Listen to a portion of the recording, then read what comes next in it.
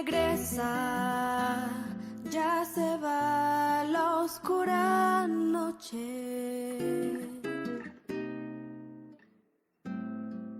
El alba ya despunta, un nuevo día empezará. Regresa, no retardes tu llegada.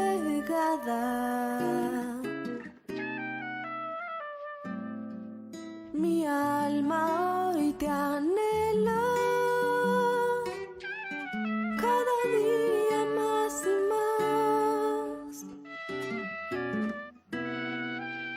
Escucha, hay un pueblo que a ti clama. Se hace oír hoy su gemido, es melodía celestial. Perdona a tus hijos redimidos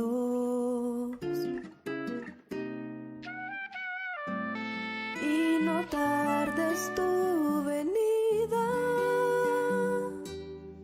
a este mundo a reinar, a nuestra vida gobernar.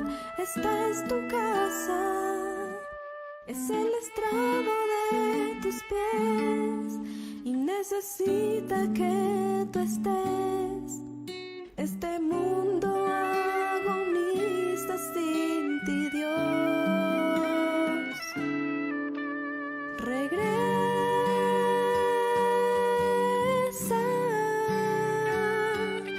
no te olvides de tus hijos y hoy regresa.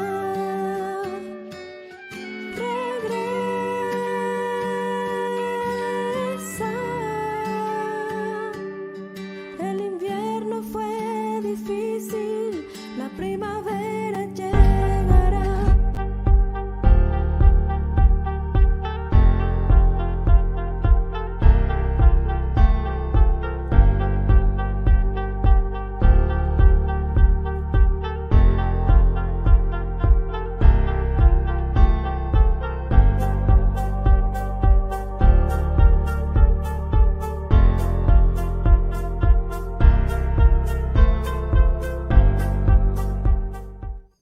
Amigos de Biblia Libre, ¿cómo están? Mi nombre es Edgar Escobar, bienvenidos a nuestro devocional diario. Buenos días, maestro de Biblia Libre. Hoy es 20 de julio de 2023.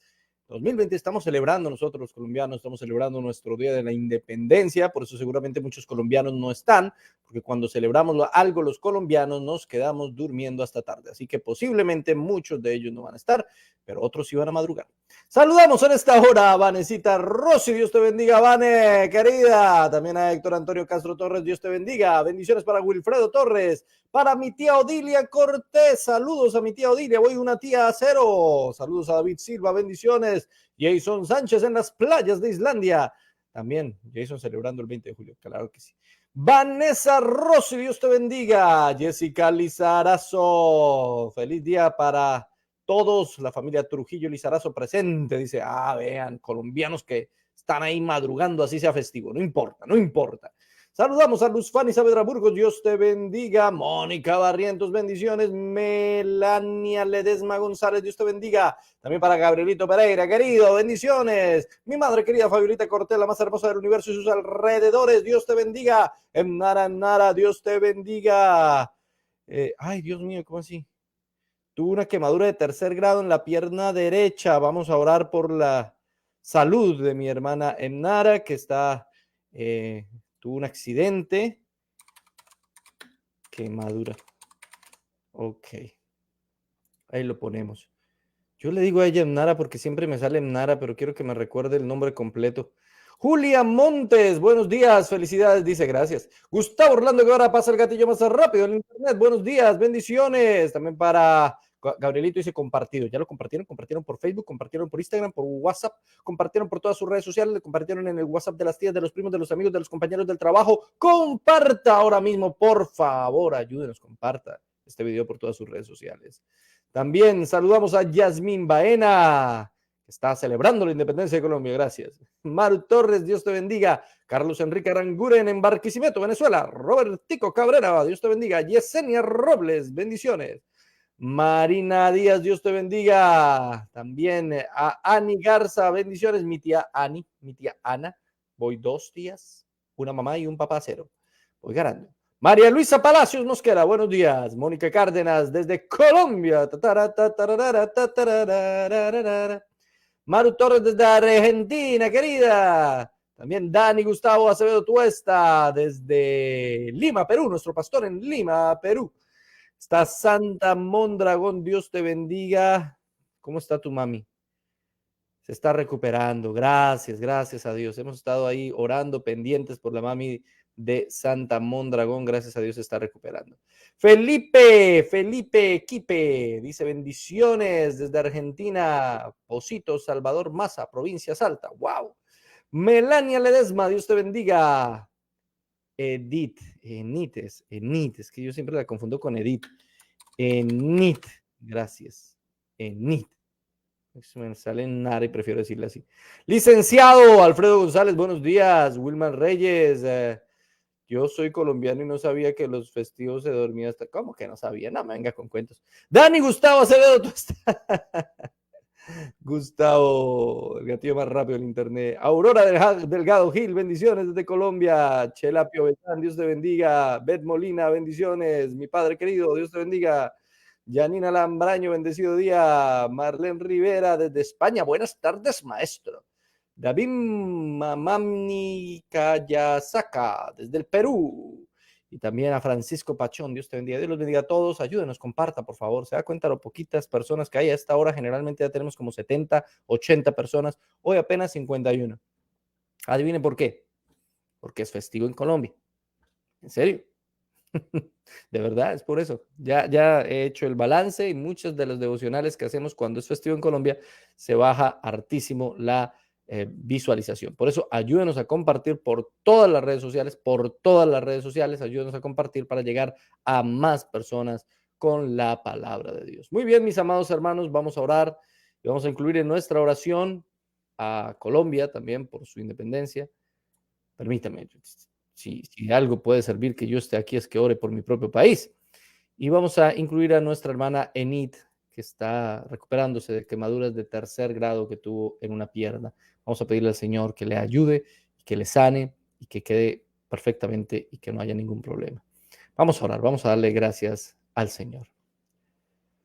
Amado Señor, Rey de gloria y de majestad, te damos toda la gloria, honra y honor solamente a ti. Tú eres el único digno de ser alabado, tú eres el único digno de ser glorificado, tú eres el único digno de ser exaltado. Te doy gracias por cada uno de los hermanos que ha dispuesto una mañana de su tiempo, esta mañana, estos 40 minutos de su tiempo para buscar tu presencia, tu rostro, para escuchar tu voz. Gracias por cada uno, Señor, de los que madruga a escuchar la palabra del Señor, escuchar las buenas nuevas de salvación, el evangelio de nuestro Señor Jesucristo. Gracias, Señor, por cada hombre y mujer que hace su esfuerzo para escuchar y para aprender. Yo te pido que les bendigas, que les ayudes, que les multipliques en todas las cosas. Los colocamos en tus manos. Sigo colocando en tus manos a la mamá de mi hermana Santa Mondragón para que quede cada vez mejor, para que esté cada vez mejor, para que tú la sanes, para que la ayudes. Nuestro deseo, nuestro anhelo, nuestra oración, nuestro clamor, Señor, es que la sanes, que hagas tu voluntad en su vida. Es lo más importante, porque eso siempre será lo mejor, pero anhelamos que sea sana. Sabemos que puedes, sabemos que tú eres un Dios poderoso también que sana hoy en día, hoy mismo. Te pedimos que la sanes. De la misma manera te pedimos que sanes, Señor, a nuestra hermana Edith, que sufrió un terrible accidente y que tiene quemaduras de 3er grado. Señor, solamente tú sabes por qué permites lo que sucede, solamente tú conoces la razón y solamente tú sabes lo que quieres enseñarle por medio de esta terrible circunstancia. Yo te pido que le ayudes, que le fortalezcas, que le sanes completamente, Señor, que no quede ningún rastro en su piel de esta quemadura, que le permita, Señor, simplemente recordarlo en un futuro como una simple anécdota. Sánala, Señor, glorifícate. El proceso puede ser un poco largo, dale paciencia, dale sabiduría, ayúdale a confiar en ti, Señor, y sánala, te lo pido con todo el corazón. También quiero pedirte de nuevo por Uncle Joe, por quien te hemos orado muchas veces en este devocional, quien aún sigue, Señor, allí en cuidados médicos, que aún sigue muy grave, y por quien te pedimos, Señor, tengas misericordia, hagas tu obra maravillosa. Él ha escuchado más la palabra en este tiempo, Señor, se la ha predicado, han orado por él. Solamente tú conoces su corazón y solamente tú sabes lo que ha pasado con él. Está en un momento difícil y yo te pido, ten misericordia, obra, haz tu voluntad, por favor, Señor. Te clamamos por cada uno de los hermanos que están aquí reunidos. Yo no conozco sus enfermedades, no sé lo que les está pasando, no sé si hayan dolencias en su cuerpo o hayan necesidades físicas que ellos tengan, pero yo te pido, Señor, que tú suplas, que tú obres, que tú sanes, que tú te manifiestes y te glorifiques, Señor. Hazlo en la vida de cada uno de mis hermanos en el día de hoy. Por eso les colocamos en tus manos, les colocamos en tu presencia y te rogamos y te pedimos, Señor, que hagas tu obra, que sanes, que obres, que ministres en la vida de cada uno de ellos. Estamos en tu presencia, Señor. Dependemos de ti y de nadie más que de ti. Tú eres el único digno. Tú eres el único digno de ser alabado y glorificado. En el nombre del Padre, del Hijo y del Espíritu Santo. Amén y amén. Gloria al Señor. Muy bien, mis amados hermanos. Gracias damos a Dios por estar en su presencia, para todos los que están en vivo, los que estarán en diferido, porque muchos lo verán seguramente en diferido. Hemos estado analizando el segundo libro de Reyes, versículo por versículo, y vamos en el capítulo 16, y no hemos pasado el versículo 7 del capítulo 16. Y ya llevamos 2 días analizando esto. Y es que analizar a un malvado rey como Acaz no es algo sencillo, es algo difícil. Así que vamos, mis hermanos queridos, a dirigirnos al segundo libro de Reyes, por favor, segundo libro de Reyes, capítulo 16, versículo 6, para retomar un poquito lo que veníamos haciendo. Muy bien. La palabra dice de la siguiente manera. En aquel tiempo el rey de Edom recobró Elad para Edom y echó de Elad a los hombres de Judá. Y los de Edom vinieron a Elad y habitaron allí hasta hoy. Entonces Acaz envió embajadores a Tiglat-Pileser, rey de Asiria, diciendo: yo soy tu siervo y tu hijo, sube y defiéndeme de la mano del rey de Siria y de la mano del rey de Israel que se han levantado contra mí. Recordemos que Dios le había dado una palabra a Acaz diciéndole que él había decidido librar su reino del rey de Siria y del rey de Israel. Incluso el mismo profeta Isaías los trató a ellos como tizones, como mucho humo y poco fuego, una cosa así. Son apenas tizones, no te preocupes. Sin embargo, él rechazó la señal que Dios le pidió. Por eso el Señor va a dar una señal profética en el nacimiento de Cristo. Va a haber un rey más importante que tú. Él va a ser señal para todas las naciones. Y ahí habla de una virgen concebirá y dará a luz un hijo. Esa será la señal y esa fue la señal de la venida de Jesucristo. Así que tristemente este hombre tuvo mucha luz. Dios le dio mucho, le habló mucho y aún así no entendió y prefirió acudir en medio del momento del ataque de los sirios y los israelitas a Tiglat-Pileser. ¿Pero por qué? Miremos qué es lo que pasó. Y es que el segundo libro de Reyes, en el capítulo 16, no nos da detalles suficientes. Para mirar detalladamente lo que sucedió, tenemos que ir al segundo libro de Crónicas en el capítulo 28. Así que acompáñenme al segundo libro de Crónicas en el capítulo 28. Después de que se dice en el verso 4 que Acaz era un rey que adoraba a otros dioses, dice lo siguiente. Verso 5. Por lo cual Jehová su Dios lo entregó en manos del rey de los sirios, los cuales lo derrotaron y le tomaron gran número de prisioneros que llevaron a Damasco. Fue también entregado en manos del rey de Israel, el cual lo batió con gran mortandad, porque Peca, hijo de Remalías, mató en Judá en un día a 120,000 hombres valientes, por cuanto había dejado a Jehová, el Dios de sus padres. Asimismo, Sicri, hombre poderoso de Efraín, mató a Maasías, hijo del rey, y a Azricam, su mayordomo, y a Elcana, segundo después del rey. Quiero que entendamos algo. El Señor decide, no va a ser tu reino derrotado. Jerusalén no va a caer. Este hombre le rechaza la señal y dice: no me preocupe, yo no quiero molestar a Dios, tranquilo, Dios, sigue con tu asunto, yo sigo con el mío. Y por esa actitud de este hombre, Dios permite que en otros lugares, no en Jerusalén, pero en otros lugares se ha derrotado. Es decir, la decisión de Dios no ha cambiado. Hay personas que dicen, si ven, Dios había decidido que no iba a ser derrotado Judá, y acá vemos en Crónicas que es derrotado. Un momento, no es derrotado Judá por completo, es derrotado en algunas batallas, es derrotado terriblemente, eso sí, es derrotado de una manera con una mortandad enorme. 120,000 hombres valientes murieron en un solo día de Judá, en un solo día, a manos del rey de Siria. Y no solo eso, bueno, eso fue a manos de Peca, el rey de Israel. Y no solo eso, sino además fue atacado por el rey de Siria. Y no solo eso, sino además también el rey de Israel mató al hijo de Acaz, mató a su mayordomo y mató al segundo hombre más importante de Judá en aquel entonces, que se llamaba Elcana. Le mató a toda su gente cercana, lo dejó solo. ¿Por qué? Porque Dios le dio palabra. Dios le dio luz. Dios le permitió entender muchas cosas. Pero este hombre no aceptó la palabra de Dios. Rechazó al Señor. Y es que aquí no estamos hablando de un hombre cualquiera, estamos hablando de un descendiente de David. Estamos hablando de un hombre que ha sido enseñado desde pequeño en la palabra de Dios, porque su padre Jotam era un siervo del Señor. Estamos hablando de un hombre que tuvo el buen ejemplo de sus padres y aún así rechazó al Señor. Y aunque el Señor no cambia de opinión y sigue su reino en pie y no permite que Israel y Siria tomen Jerusalén, aún así, mi hermano querido, las consecuencias de su decisión las va a vivir. No piense que no va a sufrir consecuencias por sus malas decisiones. No piense que no va a sufrir consecuencias por rechazar al Señor. Todas nuestras decisiones tienen consecuencias y debemos aprender a asumirlas. De hecho, estas consecuencias, este ataque, esta terrible mortandad hace parte de la misericordia de Dios. Todo esto, desde el momento en el que le habla Isaías a Acaz, hasta el momento en que es derrotado por los sirios y por los israelitas, son oportunidades de Dios, son momentos que Dios está propiciando para que este hombre se arrepienta y se humille.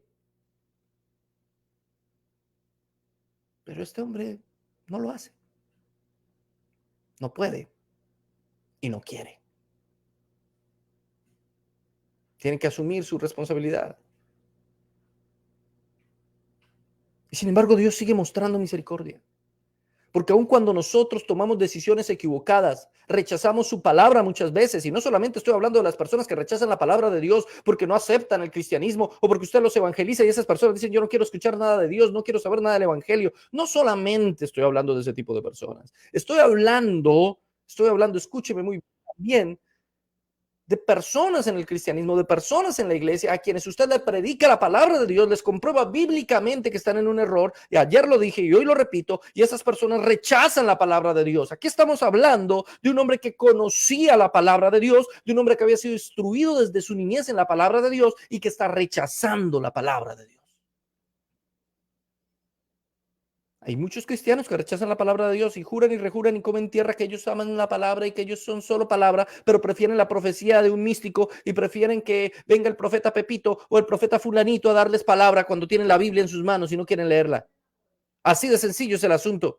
También hay cristianos que rechazan la palabra de Dios aunque crean en la sola escritura o en la prima escritura, aunque creen que la Biblia es la fuente máxima de autoridad, gobierno, fe y doctrina, y aún así en la práctica no lo reflejan porque creen más a sus líderes, creen más a sus pastores, creen más a sus revelaciones, creen más a sus sueños místicos y mágicos que al Señor en la palabra, en lo que está escrito. Y por más de que usted les muestre lo que está escrito en la palabra, ellos rechazan al Señor. ¿Y qué va a pasar? Pues van a sufrir las consecuencias. Van a sufrir las consecuencias, porque hay consecuencias. De todas nuestras decisiones hay consecuencias, y cuando rechazamos al Señor, sufrimos las consecuencias. Cuando hacemos un lado la palabra del Señor, cuando no recibimos la palabra que Dios nos está dando, recibimos las consecuencias de eso. Es inevitable. Pero aún así, Dios va a ser tan misericordioso con Acaz y con Judá, ¿Pero por qué? Por amor a David. Por amor a su promesa, porque él cumple sus promesas. Él había prometido a David que su reino no tendría fin, que siempre habría un descendiente de él en el trono, habría un descendiente final y para siempre. Acaba de confirmárselo a Acaz por medio de la señal. La Virgen dará luz y será llamado su nombre Emanuel, Dios con nosotros. Y mire lo que dice el verso 8 del libro de Crónicas. Y usted me dice, pero ¿por qué Crónicas, hermanos, si estamos viendo reyes? Porque hay que ver Crónicas para analizar reyes. Cuando estamos hablando de reyes de Judá, ya lo hemos hecho antes. ¿Sí? Hay que ver el texto paralelo para entender bien la historia. Mire lo que dice Crónicas en el capítulo 20. ¿Qué capítulo es este? Ya se me olvidó. 28. Ahora mire. Verso 8. También los hijos de Israel tomaron cautivos de sus hermanos a 200,000. Se llevaron cautivos. La misma práctica de los asirios. Ahora lo estaban haciendo los israelitas, llevar cautivo a gente. Se llevaron como esclavos, como prisioneros 200,000. Mujeres, muchachos y muchachas. Además de haber tomado de ellos mucho botín que se llevaron a Samaria. Había entonces un profeta de Jehová que se llamaba Obed, el cual salió delante del ejército cuando entraba en Samaria y les dijo: he aquí, Jehová, el Dios de vuestros padres, por el enojo contra Judá los ha entregado en vuestras manos, y vosotros los habéis matado con ira que ha llegado hasta el cielo. Y ahora habéis determinado sujetar a vosotros a Judá y a Jerusalén como siervos y siervas, mas no habéis pecado vosotros contra Jehová vuestro Dios. Oídme pues ahora, devolved a los cautivos que habéis tomado de vuestros hermanos, porque Jehová está airado contra vosotros. Wow. En medio de la crisis que vivió Acaz, en medio de la derrota de Acaz, los israelitas tomaron 200,000 de los más jóvenes. Cuando dice muchachos, está hablando de jóvenes. ¿Por qué? Porque los iban a usar como esclavos. Algunos dicen erróneamente que los israelitas no tenían esclavos, y no es verdad. El pueblo de Israel sí tenía esclavos. Casi siempre esa palabra no aparece en la Biblia, sino aparece la palabra siervo, tanto en el Antiguo como en el Nuevo Testamento. Cuando usted vea la palabra siervo, en el contexto real está hablando de un esclavo. Cuando la Biblia dice que nosotros tenemos que ser siervos de Jesucristo, está diciendo que tenemos que ser esclavos de Cristo, literal. Lo que pasa es que la forma de esclavitud de los israelitas era diferente a lo que nosotros entendemos desde nuestra cultura colonizada por los europeos como esclavitud. Es algo diferente lo que nosotros entendemos esclavitud a lo que ellos hacían en su esclavitud. Nosotros entendemos lo que nos enseñaron en la escuela, lo que hemos visto en las películas, que trajeron a las malas, a la fuerza, separaron familias, trajeron a los africanos aquí, los vendían como animales, los trataban mal, los humillaban, ¿sí? Y sí, generalmente ese era el trato a los esclavos en América, pero ese no era necesariamente el trato a los esclavos en Israel. Ellos los trataban medianamente bien. Tenían una alimentación coherente, una buena alimentación, tenían una vivienda, tenían su vestido, los trataban, digamos, de una manera humanitaria, entre comillas, si es que puede haber humanidad en ser esclavo. ¿Cuál es la diferencia? Que trabajan gratis. Y sí, Israel sí tuvo ese tipo de personas, pero nunca de sus propios hermanos. Ese era el problema. Ese era el problema. ¿Qué es lo que le está diciendo Dios por medio de este profeta Obed? Ustedes están pecando porque están tomando de sus hermanos. Se están aprovechando de sus hermanos para esclavizarlos. Ellos son libres. Ellos han sido liberados. Ellos son el pueblo del Señor. Ustedes no pueden hacer eso. No pueden llevarse a esos 200,000. No pueden llevárselos como esclavos. Tienen que liberarlos porque son sus hermanos. Ustedes están pecando contra el Señor. Y es que ese concepto bíblico es muy importante, hermano querido. Es el pueblo del Señor y en el pueblo del Señor no puede haber esclavitud. Por eso habían tantas leyes alrededor de no cobrar intereses, por ejemplo, a sus hermanos, de no ser usureros, de tener misericordia con sus hermanos. El trato entre los del pueblo de Israel, entre ellos mismos, era muy diferente al trato que tenían con otros pueblos. El solo hecho de que se atacaran ya era un pecado. Dios nunca vio dos pueblos. Dios vio uno solo. Ellos se dividieron y fue voluntad decretiva de Dios, no preceptiva. Es decir, en sus preceptos está siempre un solo pueblo, todo el tiempo. Pero en su decreto, Él permite que fueran dos reinos. Como hoy, en su precepto está una sola iglesia. Ese es su precepto. Pero en su decreto, Él decretó que existan una multiplicidad de denominaciones. Las divisiones las creamos nosotros. Pero Él siempre aboga por la unidad. Él siempre aboga por integrarnos.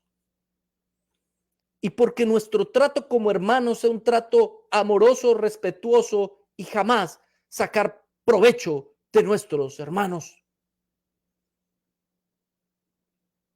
Por eso es algo absolutamente condenable cuando líderes y pastores esclavizan literalmente a los miembros de una congregación.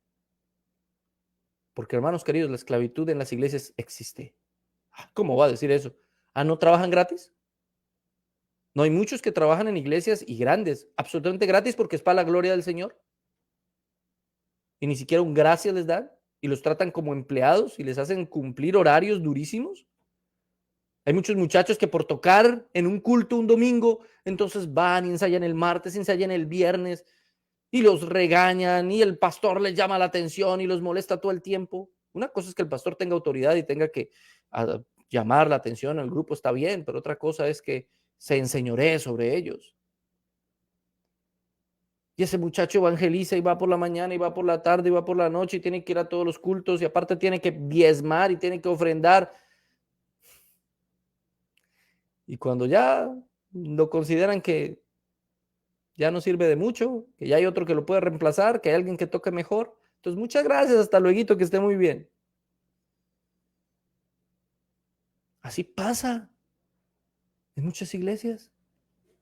Muchas iglesias manipulan su discurso y te hacen trabajar gratis literalmente para ellos, no para la gloria del Señor, no para predicar el evangelio. Eso es mentira. Te hacen trabajar para ellos. Eso es un grave pecado. Se enseñorean sobre ti. El problema aquí, mi hermano querido, es que Israel se está enseñoreando sobre sus hermanos de Judá.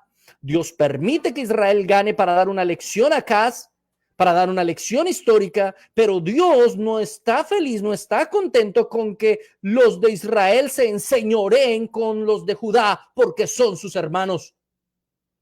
El Señor no está contento con los pastores y líderes que se enseñorean sobre sus hermanos. Un pastor no es más que el primero entre iguales. Escúcheme esa frase histórica. El pastor es el primero entre iguales. El pastor no está por sobre los demás, está por debajo de los demás para servir a los demás. Y aún así, aunque está por debajo para servir y trabajar para los demás, el Señor dice que el obrero es digno de su salario. Porque es verdad.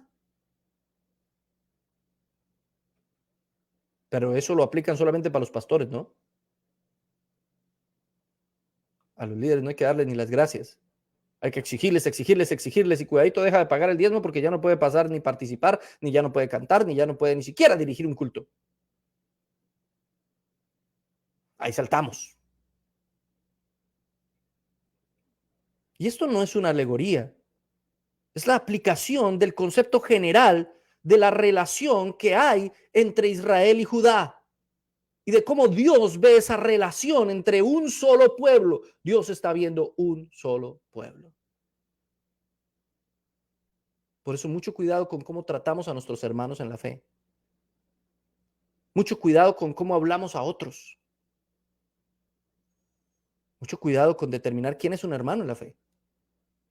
En oportunidades nosotros tenemos que desenmascarar a personas que no son hermanos en la fe, que son falsas doctrinas y falsas iglesias, y lo hacemos sin pelos en la lengua. En otras oportunidades tenemos que hablar de hermanos en la fe que se equivocan. Y ustedes saben que intento ser lo más prudente posible y decir, aunque tengo diferencias con ese hermano, es un hermano en la fe. No lo puedo maltratar, no lo puedo humillar, no puedo burlarme de él. No lo hago. Puedo decir, se está equivocando en este punto y pedimos que que reconsideren lo que se está equivocando. Cuando el hermano Armando Alducin se equivocó, dando básicamente una fecha para la segunda venida de Cristo, nosotros hicimos un video tratándolo con mucho respeto y pidiéndole que se retractara. Y el hermano Armando Alducin se retractó. Yo no podía hacer un video burlándome o tratándolo de hereje. No, aunque eso roza la herejía. Dar fechas es herejía. Él no dio una fecha exacta, pero la insinuó muy claramente. Y roza la herejía. Sin embargo, gracias a Dios, reconvino y según lo que él dijo, se arrepintió y declaró que había sido un error haber dicho lo que dijo. Pero hay que tratarlo con respeto. Tengo mis diferencias con él, muchas, pero es un hermano en Cristo.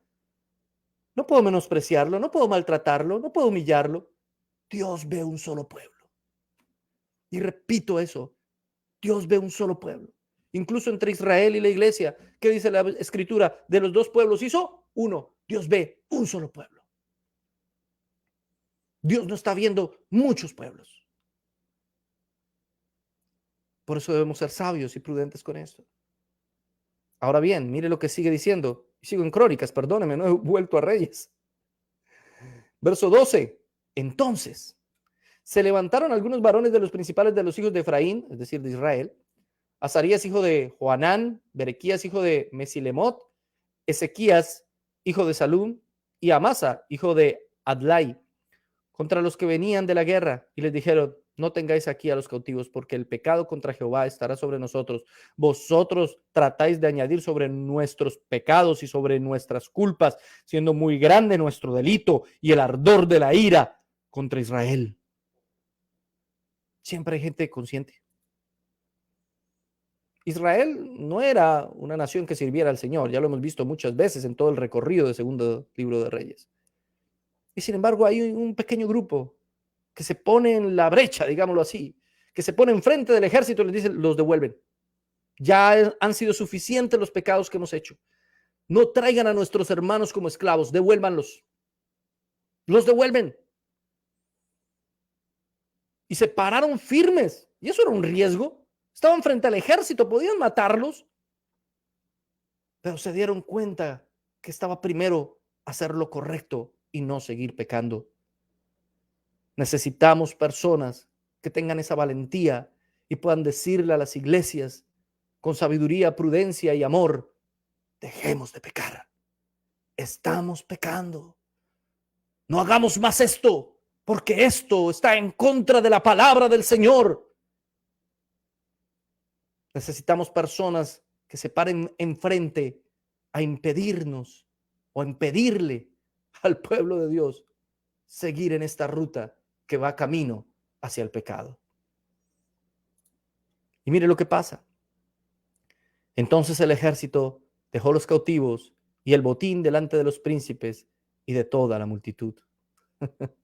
Y se levantaron los varones nombrados y tomaron a los cautivos y del despojo vistieron a los que de ellos estaban desnudos, los vistieron, los calzaron, les dieron de comer y de beber, los ungieron y condujeron en asnos a todos los débiles y los llevaron hasta Jericó, ciudad de las palmeras, cerca de sus hermanos. Y ellos volvieron a Samaria.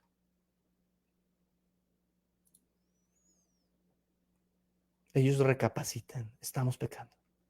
Estamos tratando mal a nuestros hermanos. Son nuestros hermanos. Son nuestros hermanos. Sí, son de Judá, pero Judá e Israel son la misma cosa. Estos hombres tienen razón. Dios les habló por medio del profeta. Es verdad. ¿Qué hacemos? Todavía es tiempo de hacer algo bueno. Liberémoslos. Dejemos el botín. Vistamos a los que están desnudos. Pongámosle zapatos a los que no tienen. Los débiles que se suban en asnos. Unjámoslos. Es decir, bañémonos, limpiémoslos. No quiere decir que te unjo como profeta, como rey. No, no, no, no. Ese de unjámoslos quiere decir limpiémoslos. Eso era lo que quería decir. Vamos a limpiarlos, vamos a bañarlos y vamos a llevarlos. Los acompañamos incluso. y los llevamos, les acaban de ganar, los acaban de llevar esclavos, prisioneros, y ahora les hacen un trato como hermanos. Los comienzan a tratar como lo que son, hermanos. Cuidadito con tratar a su hermano como esclavo. Cuidadito con tratar a su hermano como si fuera un hereje. Hay que ser muy prudente con eso, mi hermano querido. Yo veo en las redes sociales una cantidad de tipos tratando a todo el mundo como hereje. Hay uno que últimamente me está molestando mucho, y les soy sincero a ustedes, porque ataca y ataca y ataca a los pentecostales y los generaliza, ni siquiera dice pentecostales neopentecostales o pentecostales carismáticos o ¿de qué pentecostales está hablando? Él los mete a todos en el mismo costal, valga la redundancia. Y habla y ataca y ataca y ataca a los pentecostales. No, mi hermano, no. No, no, no, no. Yo creo que gran parte de los pentecostales son mis hermanos. Y aun cuando no estoy de acuerdo con ellos y tengo derecho de defender la doctrina que creo, aún así son mis hermanos, los respeto, los amo, oro por ellos. Cuando me dan la oportunidad de conversar, de charlar, no de debatir, esos debates no sirven para nada, de charlar, de conversar amistosamente y de buscar luz en la palabra, lo hago. Porque son mis hermanos y tengo que tratarlos como hermanos. ¿Qué fue lo que este pueblo hizo? Los limpió, los guardó, los bañó, los protegió, los cubrió. Estaban en una mala condición por culpa de ellos mismos, por culpa del pecado de su rey. Ellos los ayudaron. En vez de estar dándoles palo y durísimo y acabando con todos los pentecostales, bendigámoslos. Ayudémosles. Porque sí, hay neopentecostales que son herejías completas y esos ya no son iglesias, son sectas. Ok, con ellos ni a la mesa, dice la escritura. Pero hay otros, mi hermano, con quienes tenemos diferencias solo secundarias, no primarias, no de primer orden. Y son hermanos en Cristo. Pero hoy en día todo el mundo quiere sangre. Hoy en día todo el mundo quiere eso. Eso, hermano, dele con todo. Acábelo, hermano. Incluso así me escriben, hermano. Yo digo, ¿pero qué es esto? ¿Qué piensan? ¿Que estamos en la arena del circo romano? ¿Que son... ¿Qué soy yo? ¿Un gladiador que tiene que acabar con los cristianos abrazados? No, esa no es la actitud correcta. La actitud correcta es tratarlos como hermanos. Veo cómo se atacan en las redes entre calvinistas y arminianos. Y unos tildan a los otros de herejes. ¡Hereje! ¿Hereje? ¿Por qué hereje? ¿Por qué hereje? Si en lo fundamental, en lo importante creemos lo mismo. ¿Por qué hereje? ¿Porque en temas secundarios creemos diferentes son herejes? No, son hermanos. Son hermanos. Respetémoslos, son hermanos. Y esto aplica para lado y lado. No hay nada peor que el sectarismo. No hay nada peor que creer que tú tienes la verdad absoluta y los demás son malos, perversos y del diablo porque opinan diferente que tú. Eso es un error también. Es verdad, la palabra es la última instancia y estamos convencidos nosotros en que la palabra es la verdad, pero nuestros hermanos también. Alguno de los dos está interpretando mal uno de estos conceptos secundarios o algunos o muchos de estos conceptos secundarios. ¿Cuál es la solución? Volvamos a la palabra. Volvamos a la palabra, pero tratémoslos con amor, con consideración, como hermanos en el Señor. No traicionemos a nuestros hermanos. No traicionemos a nuestros hermanos en pos de la pureza de la doctrina. La pureza de la doctrina es importante, claro que sí, yo no digo que no. Pero una doctrina fundamental, básica, es mostrar compasión, misericordia y amor por nuestros hermanos e incluso por nuestros enemigos. Eso es lo que dice el Señor. Amar a nuestros enemigos. Ahora bien, acá en Crónicas, creo que se me fue todo el tiempo y ni siquiera volví a Reyes. Terminemos en la parte de Crónicas. Dice, entonces en aquel tiempo envió a pedir el rey Acaz a los reyes de Asiria que le ayudasen. Ahí es a donde llegamos al texto de Reyes, donde habla con Tiglat-Pileser y le dice, Señor mío, soy tu hijo, todo eso, ayúdame por favor. Verso 17. Porque también los edomitas habían venido y habían atacado a Judá y habían llevado cautivo. Asimismo, los filisteos se habían extendido por las ciudades de Celefa y del Negev de Judá y habían tomado a Bet-Semes, a Jalón, Gederot, Soco con sus aldeas, Timna también con sus aldeas, Gimso con sus aldeas y habitaban en ellas. Y todo esto, ¿por qué? Vean, lo están atacando los sirios, los israelitas. Ya sabemos por qué lo atacan ellos dos, ¿no? Porque hicieron una alianza en contra de los asirios, porque los asirios querían conquistar toda esa zona para estar de frente con los egipcios. Así que ellos hacen una alianza, como Judá no quiso aliarse con ellos, entonces decidieron atacar a Judá. Y como el rey no escuchó la palabra del Señor por medio de Isaías, que le prometía que lo iba a librar de ellos, pues el Señor, ¿qué hizo? Dejó que lo atacaran y levantó también a los edomitas y también hasta los filisteos, hermanos, que ya habían sido vencidos en la época de David. Hasta los filisteos van a llegar a atacar a este pueblo. Es atacado por todos los frentes. Si usted ve geográficamente, es atacado por el norte, es atacado por el oriente, no, por el oriente no, por el norte, noroccidente, por el occidente y por el sur. Es atacado por todas esas zonas. Solo le queda una salida humanamente posible. El nororiente. Ahí está Siria. El enemigo de mi enemigo es mi amigo. Esa fue la lógica. Y dice la razón, el verso 19. Porque Jehová había humillado a Judá por causa de Acaz, rey de Israel, por cuanto él había actuado desenfrenadamente en Judá y había prevaricado gravemente contra Jehová. Esa era la razón. ¿Por qué Dios permitió todo lo que le está pasando a este pueblo? ¿Por qué?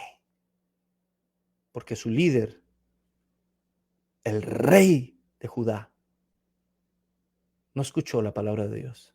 Dice la escritura, había prevaricado. Este hombre había traicionado al Señor. Este hombre había traicionado a su pueblo. Recuerde que este hombre pasó a sus hijos por el fuego, es decir, por los brazos de Moloc, los sacrificó vivos en el fuego. Este hombre había ofrecido sacrificio a los Baales. Este hombre había adorado a otros dioses. Este hombre rechazó la luz dada por el profeta Isaías. Y el pueblo sufrió las consecuencias. Porque el pueblo tampoco estaba consagrado al Señor, hay que admitir esto. Pero también era porque su rey no había liderado convenientemente al pueblo. Pero el pueblo no es inocente. Ojo con esto. El pueblo no es inocente. El pueblo es responsable. El papá de Acaz, Jotam, había sido un buen rey. Había sido un rey justo, en términos generales, de los mejores de Judá. Pero el pueblo no siguió esa línea. El pueblo tenía la revelación del Señor en la ley. El pueblo tenía el templo. Y sí, está bien, este rey hizo todo lo posible para que el pueblo se apartara. Pero lo mismo hizo Acab años antes en Israel. Y aún así se mantuvo un remanente. Profetas que nunca doblaron rodilla ante Acab ni sus ídolos. ¿Qué pasa en Judá? ¿Dónde están los defensores del Señor, de la santidad, de la palabra? Por eso están sufriendo. Usted no le puede echar solamente la culpa a sus líderes. Es que yo creí todo esto por culpa de mi pastor que me enseñó mal. Él es el culpable. No. ¿Usted no tenía la Biblia? ¿Usted no tenía la palabra de Dios? ¿Usted no tenía la escritura? ¿Usted no podía profundizar en lo que la Biblia enseñaba? Usted es responsable. No esquive su responsabilidad. No evite su responsabilidad. Usted es responsable. Es que los malos y perversos son todos esos malos maestros que tuve, que me enseñaron un falso evangelio. Ellos son los responsables. Y usted por ser perezoso y no leer la Biblia como debía.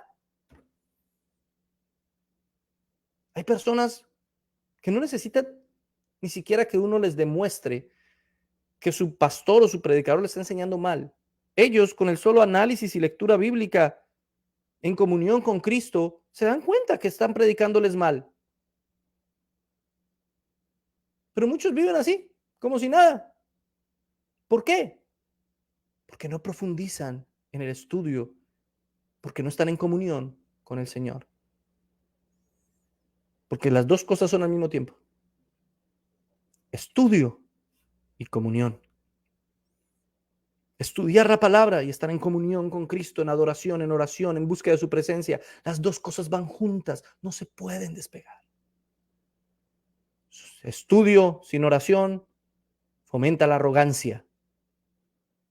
Oración sin estudio fomenta la ignorancia. Las dos cosas se necesitan, mi hermano querido.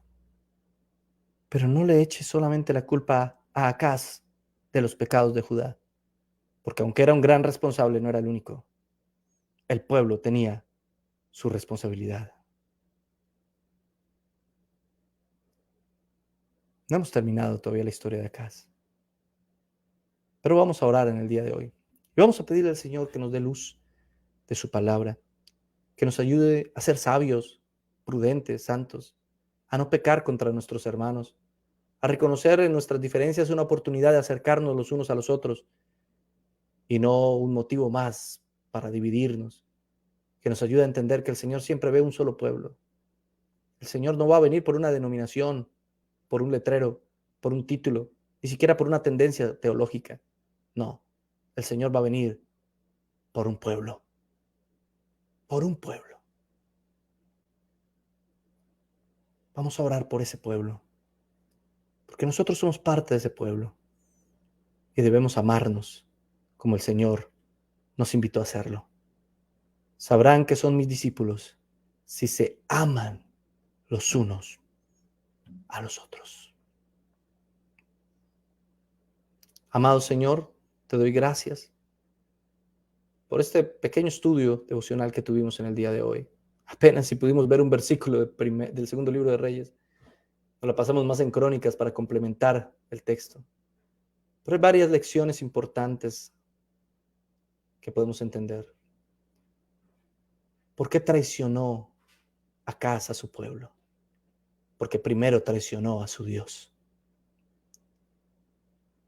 La primera lección que podemos entender es que debemos someternos a ti y a tu palabra, recibirla con amor y sabiduría, prudencia y humildad. Acaz pensó siempre que tenía una salida en el rey de Asiria. Prefirió la salida de este mundo antes de buscar la salida en ti y rechazó la profecía de Isaías. No nos permitas, Señor, buscar salidas en este mundo. Ayúdanos a encontrar primero tu palabra y tu respuesta. Tú eres la principal salida que tenemos a todos nuestros conflictos y problemas. En segunda instancia, Señor, tenemos que hacernos responsables de nuestras decisiones. Entendemos que todo lo que vino, los ataques de los sirios, de los israelitas, de los edomitas, de los filisteos contra Judá, fueron responsabilidad del rey por su decisión de ignorar tu palabra, que había sido enviada por el profeta Isaías. Cuando ignoramos tu palabra, las cosas no van a salir bien. Cuando ignoramos lo que tú nos dices y nos hablas por medio de tu palabra, vamos a tener dificultades y van a venir una, dos, tres cosas y va a ser tu voluntad que así sea. Y aún así, en medio de las dificultades y las luchas, tú muestras tu misericordia, Señor. Pero no nos permitas echarle la culpa a todos los demás, echarle la culpa al diablo, echarle la culpa. No. Es nuestra responsabilidad. Ignoramos tu palabra. No tomamos en cuenta tus mandamientos y tus estatutos. Y por eso se vienen las cosas malas, porque rechazamos lo que tú nos has dicho y lo que nos has hablado. Por eso vienen los problemas. Por eso se levantan los filisteos, los edomitas, los israelitas y los sirios, porque ignoramos lo que tú ya nos has dicho. En tercer lugar, ayúdanos a entender que debemos amar a nuestros hermanos, que debemos respetarlos, que no podemos abusar de ellos, ni porque seamos pastores ni líderes. No, debemos tratarlos como iguales. Los pastores, los obispos son solamente primeros entre iguales. Solamente tenemos más responsabilidad, solamente tenemos que servir más. Ayúdanos a tratarlos a todos nuestros hermanos con respeto y amor, aun cuando creamos cosas diferentes en cuestiones secundarias o terciarias. Ten misericordia de nosotros. No nos permita, Señor, pecar. Y por último, Señor, ayúdanos a entender la lección final. Ayúdanos a entender que tú eres un Dios de amor, de misericordia, pero también un Dios de juicio. Que cuando no hacemos tu voluntad, tu juicio viene en contra nuestra. Ayúdanos a entenderte. No nos ayude, o no nos permitas más bien creer en esa falsa teoría de un Dios de solo amor, porque ese no es tu carácter. Tú eres el Dios de amor y de justicia. Gracias, Señor, en el nombre del Padre, del Hijo y del Espíritu Santo. Amén y amén.